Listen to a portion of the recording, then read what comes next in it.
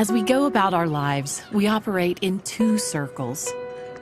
The first is our circle of concern. These are things that we care about, or may even affect us, but over which we have little or no control. The second is our circle of influence. These are things which we can control or influence. When people are reactive, they focus on the outer circle. They spend time and energy on things that they really can do nothing about. As a result, their circle of influence shrinks. When people are proactive, they focus on their inner circle of influence, where their efforts will make a positive difference in relationships and results. As a result, their circle of influence grows. Listen as Stephen shares an experience where one man increased his effectiveness by focusing on his inner circle of influence. This principle worked powerfully for one executive. His boss was creative, talented, capable, and brilliant, and everyone knew it. But he had a very dictatorial style of management. Now, so you take this petition to my office? But with Insight Plus, we plan to add 8 new features. No. Adding, no. Reducing. Take a seat. The net effect was that he alienated almost the entire executive team surrounding him. It's vital that we push a simpler device. But one of the executives was proactive. He took the initiative, he anticipated, he empathized. This man focused on his own circle of influence. He reversed my strategy right in front of my team. He did the same on Claire's meeting last Friday. That's it.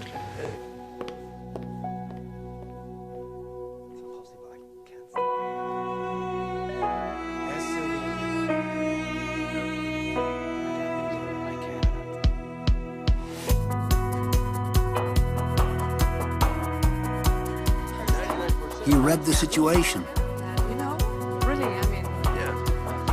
He was not blind to the president's weaknesses. Instead of criticizing them, he would compensate for them. He read with empathy the president's underlying concern. Simplify for success.